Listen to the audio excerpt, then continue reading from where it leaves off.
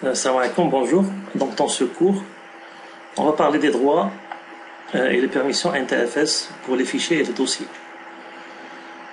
On va commencer par expliquer quel est l'intérêt d'avoir des droits et des permissions pour les fichiers et les dossiers.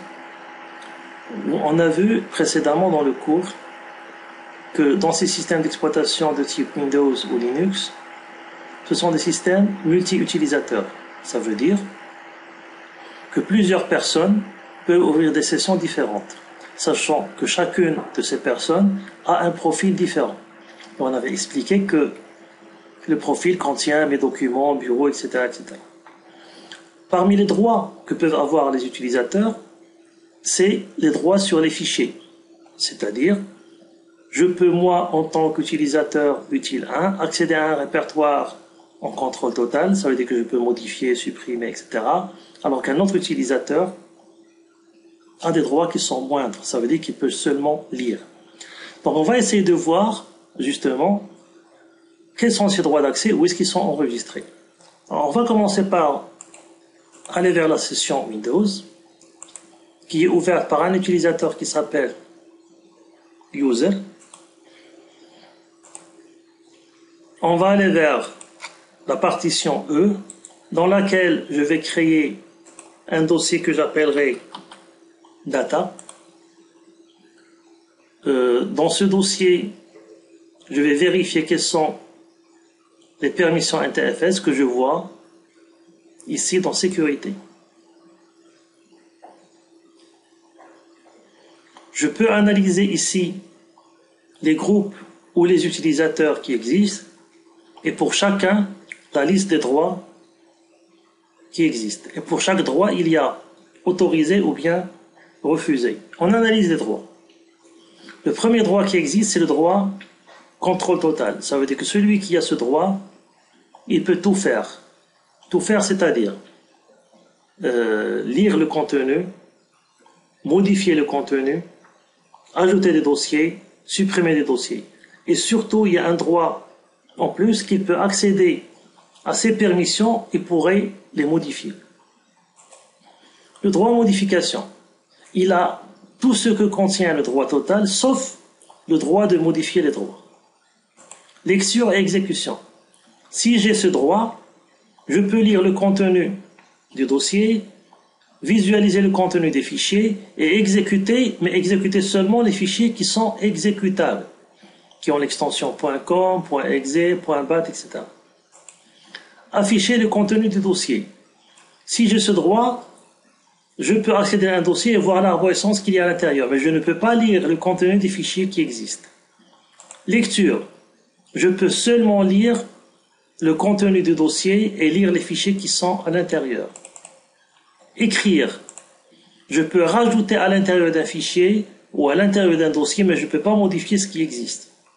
Les autorisations spéciales, on les verra à la fin. Donc ça, c'est pour décrire quels sont les types de permissions NTFS qui existent par défaut. On va voir que les autorisations spéciales, c'est d'autres détails de ces permissions. Alors, comment faire maintenant si je veux modifier les permissions? Alors d'abord, il faut que j'ai des utilisateurs. Donc, première des choses, je vais créer des utilisateurs. Donc, comme on a l'habitude de faire, je crée l'utilisateur utile 1. Je crée l'utilisateur utile 2. Pour que je puisse leur donner des permis. Sachant que user, il est membre du groupe administrateur, alors que utile 1 et utile 2 sont juste des membres des groupes utilisateurs comme tout le monde. Et ça, on l'a déjà vu dans d'autres vidéos. Pour pouvoir travailler sur les permissions d'accès, une première question qui se pose, c'est d'où viennent ces permissions qui existent maintenant? Alors la réponse à cette question, c'est que ces permissions, ils ont juste été hérités à partir du répertoire parent qui est E. Puisque data se trouve dans E, donc les permissions de data sont les mêmes que celles qui se trouve dans E. Et de la même façon, si je crée à l'intérieur de data un répertoire rep1 par exemple, et à l'intérieur un fichier F1, texte dans lequel j'écris un texte, bien sûr, et j'enregistre. Alors si je vérifie donc les permissions de rep1, je vois qu'ils sont exactement les mêmes de data et les mêmes que eux.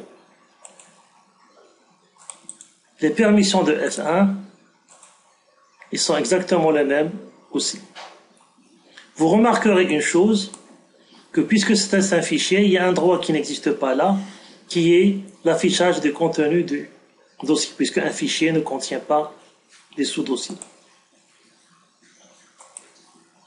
Comment pourrais-je faire pour modifier justement les droits de data ou bien, disons, de rep1? Alors, comme on a vu, je vais vers Propriétés Sécurité et j'ai ici le bouton Modifier. Sauf, seulement il y a une surprise. Je ne peux pas modifier ce qui existe. Je peux rajouter, mais je ne peux pas modifier. Supposons que je veux enlever le groupe utilisateur authentifié. D'ailleurs, une précision, les utilisateurs authentifiés sont tous les utilisateurs qui ont déjà ouvert une session sur cette machine. Il me dit, vous ne pouvez pas supprimer utilisateur authentifié car cet objet hérite des autorisations de son parent. Je vais faire plus simple. Puisque les droits de rep1 ont été hérités à partir de data, vous ne pouvez pas modifier des permissions que vous avez héritées.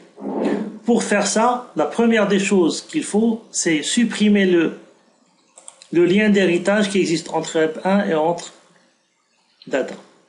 Et cette méthode, elle est très importante et c'est ce qui vous permettrait par la suite de gérer les permissions d'accès sans problème.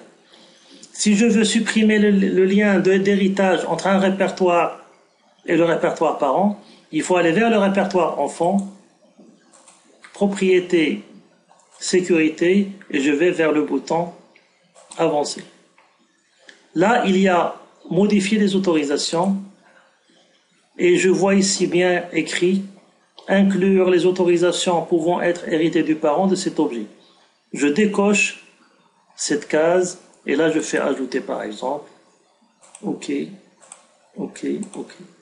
Qu'est-ce qui a été modifié maintenant? Je peux maintenant librement modifier les permissions de rep1. Si je veux supprimer, par exemple, le groupe utilisateur, ça marche.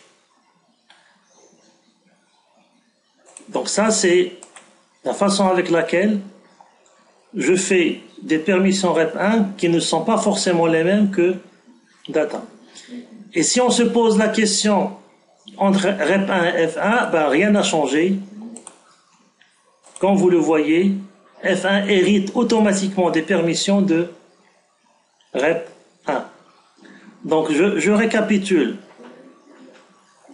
Dans ce premier TP, il s'agit de vous montrer c'est quoi les permissions NTFS et surtout comment les modifier. Une précision de taille que je tiens toujours à préciser, c'est que pour modifier les permissions, la première des choses que vous avez à faire, c'est de supprimer l'héritage entre un répertoire enfant et un répertoire parent. La suite, ça sera dans la vidéo qui va suivre après.